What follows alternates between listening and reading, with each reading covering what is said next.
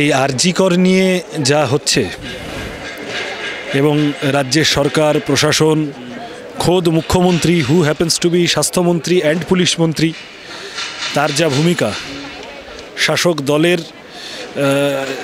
কি বলবো শাসক বর্গটির যা ভূমিকা তাতে করে বুদ্ধদেব ভট্টাচার্যকে আমরা গত 10-12 দিনে আরও অনেক বেশি মিস করেছি। এই ধরনের জঘন্য ঘটনা তার বিরুদ্ধে শক্ত স্ট্যান্ড নিতে সরকারকে সংবেদনশীল হতে হয়, সরকারকে কঠোর হতে হয় অপরাধীদের প্রতি। এই মানবিকভাবে গোটাটাকে দেখতে হয়, কাভার আপ করতে নেই, অপরাধীদের আড়াল করতে নেই, অপরাধীদের 2-3বার চাকরি দিতে নেই। বুদ্ধদেব ভট্টাচার্য যদি আজকে মুখ্যমন্ত্রী হতেন আরজি কর কাণ্ডের বিচার চেয়ে এতগুলো মিছিল হয়তো রাস্তায় করতে হতো না এত মানুষকে। এই 10-12 দিনে বিচারের বাণী নীরবে নিভৃতে যাতে না কাঁদে তার বন্দোবস্ত তিনি করতেন।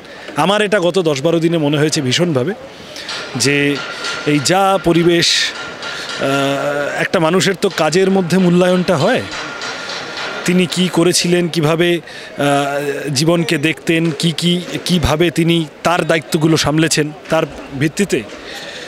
তাহলে বুদ্ধদেব ভট্টাচার্যকে আমরা ছোটোবেলায় দেখেছি সাম্প্রদায়িকতা মাথা তুললে বলেছেন মাথা ভেঙে দেব, দাঙ্গাবাজদের কড়া হাতে ট্যাকল করেছেন, অপরাধ এবং অপরাধীদের ন্যূনতম রেয়াত করেননি।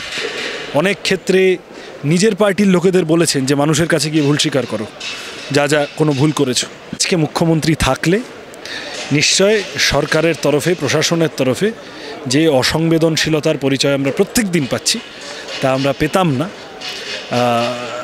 আজকের যারা শাসক তারা যে আসলে বুদ্ধদেব ভট্টাচার্যের কাছে মূল্যবোধের লড়াইতে হেরে গিয়েছেন, আরজি কর কাণ্ডই তার প্রমাণ।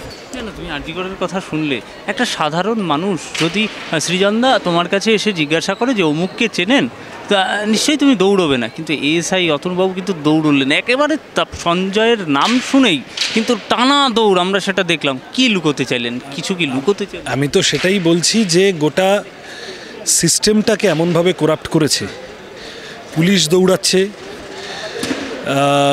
হাসপাতালের কর্তৃপক্ষ দৌড়াচ্ছে, তৃণমূলের নেতারা জুটেছে, বিভিন্ন রকম অভিযোগ কথা আকাশে বাতাসে ভাসছে, সাবজুডিস আছে, আমি সব এক্ষুনি কমেন্ট করব না, কিন্তু অনেকগুলো প্রশ্ন তো উঠেছে যে প্রশ্নগুলো জবাব এখনও পাওয়া যায়নি। কেন প্রথম দিন থেকে পুলিশ আত্মহত্যা বলল? কেন জোর করে মরদেহ পানিহাটিতে নিয়ে গিয়ে পুড়িয়ে দেওয়া হলো? কেন পুলিশ নির্যাতিতার বাড়িতে গিয়ে টাকা পয়সা দিয়ে সেটেল করতে চাইল? কেন মুখ্যমন্ত্রী প্রথম থেকে একটা ফাঁসি চাই বলে সঞ্জয়ই অ্যাজ ইফ এক এবং একমাত্র অপরাধী এইটা দাঁড় করানোর চেষ্টা করে গেল প্রশাসন, এবং সেটা অত্যন্ত দুর্বল স্ক্রিপ্ট। একটা ব্লুটুথের তার খুঁজে পেয়ে হঠাৎ কেন ওই রুমগুলো ভাঙা হচ্ছে ওখানে? কেন সেদিন রাত্রে হাজার হাজার মানুষ গোটা বাংলা জুড়ে নেমেছে, তার সুযোগ নিয়ে ওখানে কারা তাণ্ডব করলো?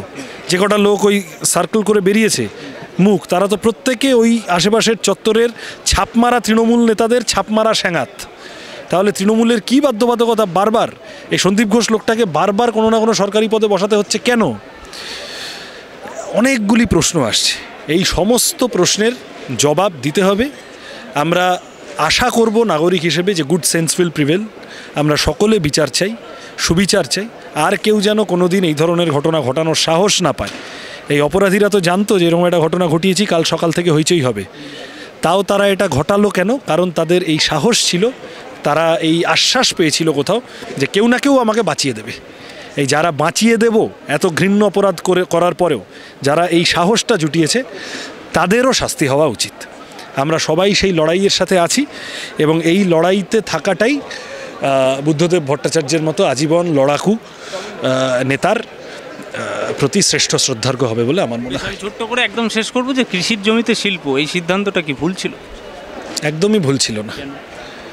তো সিপিআইএম পরে একদম ডকুমেন্ট করে বলেছে যে আমাদের কিছু পদ্ধতিগত এদিক ওদিক হতে পারে, কিন্তু ইন্টেনশন ওয়াজ নট রং। তোমার ৭৭ সালের পরে যখন এখানে অপারেশন বর্গা হলো, ছোট জমি ভাগ হলো, এবং আমাদের রাজ্যে প্রায় ৮৪% বামফ্রন্ট সরকার যখন চলে যাচ্ছে, মানুষ ছোট জমির মালিক। তো এই যে গ্রামীণ মার্কেট তৈরি হলো অপারেশন বর্গা এবং একই সাথে পঞ্চায়েত, গ্রামীণ গরিব মানুষের ক্ষমতায়নের পরে পপুলেশন বাড়ছে, তো 34 বছরে তো পপুলেশন বেড়েছে। তাহলে গ্রামীণ মার্কেট তৈরি হলো, মানুষের কি বলবো সক্ষমতার একটা আপলিফটমেন্ট হলো। এর পরের ধাপটা কি? আমি যদি কেবল আবার চাষ জমিতেই ফেরত চলে যাই তাহলে তো সভ্যতার নিয়মে আমি এগোবো না।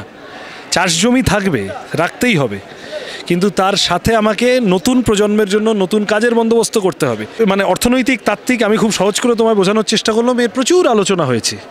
এবং বুদ্ধদেব ভট্টাচার্যরা পশ্চিমবঙ্গে যেভাবে উন্নয়নের রাস্তায় হাঁটতে চেয়েছিলেন, উন্নয়নের মডেল যেটা ছিল সেটাকে খণ্ডন করে গত 13 বছরে কোনো বিকল্প উন্নয়নের মডেল তৃণমূল তো পারেইনি, অন্য কেউ কিন্তু খুব এনে দেখাতে পারেননি, দাঁড় করাতে পারেননি। চাষি ফসলের দাম পাচ্ছে না, ক্ষেত মজুরের রোজের টাকা নেই, পরিযায়ী শ্রমিকের সংখ্যা 2011 অবধি কত ছিল আর 2011 থেকে 24-এ পশ্চিমবঙ্গে কী পরিমাণ বেড়েছে খোঁজ নিয়ে দেখো।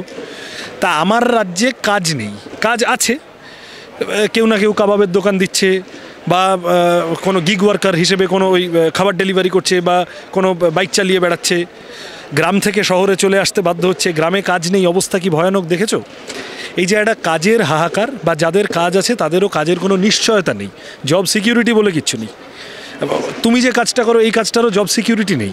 তোমার প্রফেশনে অসংখ্য ছেলেমেয়ে আছে, অনেককে আমি চিনি, তাহলে তারাও যে কাজ করছে, আমাদের গোটা প্রজন্মটা, তোমার আমার প্রজন্মটা, যে যেখানে যে কাজের মধ্যে আছি, কেউ কোনো স্থায়ী নিশ্চিত নিরাপদ জীবনের আশ্রয় নিয়ে নেই। এই যে একটা গোটা প্রজন্ম ক্রাইসিসের মুখে পড়ে আছে, যা পারি বাবা জুটে গেলে আচ্ছা ঠিক আছে আগামী 6 মাসের গ্রাসাচ্ছাদনটুকু হোক, এই ভেবে ভেবে আমাদের কাটাতে হচ্ছে। এইটা থেকে বার করার জন্যই তো বুদ্ধদেব ভট্টাচার্যরা লড়াই করেছিলেন। মমতা ব্যানার্জি সেই গাড্ডা এনে ফেলেছেন, এবং যত দিন যাচ্ছে বোঝা যাচ্ছে যে বুদ্ধদেব ভট্টাচার্যের দেখানো পথ কতদূর নির্ভুল ছিল, সেই স্বপ্নের কতদূর প্রাসঙ্গিকতা। একটা করে বিশ্ব বাংলা সম্মেলন হয়, কিচ্ছু আসে না শিল্প, সব ব্যবসায়ীরা ছবি তুলে চলে যায়, মমতা ব্যানার্জি ঘোড়ার ডিম ঘোষণা করেন, তখন বেশি করে বোঝা যায় যে বুদ্ধদেব ভট্টাচার্যদের পথ আসলে ঠিক পথ ছিল। পদ্ধতিগত কতগুলো বিষয় ছিল, আলোচনা হতে পারত, সেগুলো নিয়েও আলাপ আলোচনা হয়েছে, কিন্তু ইন্টেনশন ওয়াজ নেভার রং। ওই পথে আজ নয় কাল, কাল নয় পরশু উন্নয়নের দিকে যেতে গেলে, সামনের দিকে যেতে গেলে, সম্মুখ পানে চলতে গেলে ওই রাস্তায় হাঁটতেই হবে। জানি না তুমি প্রশ্নটার উত্তর দেবে কিনা। আজকে একজন শিল্পী এসেছিল মমতা ব্যানার্জিরই তৈরি করা, স্পেন থেকে, সৌরভ গাঙ্গুলি। না, আজকে স্মরণসভায় যিনি এসেছেন শ্রদ্ধা জানাতে, তিনিও বাঙালির আইকন, তাকে আমরা সেভাবেই ভাবতে ভালোবাসবো।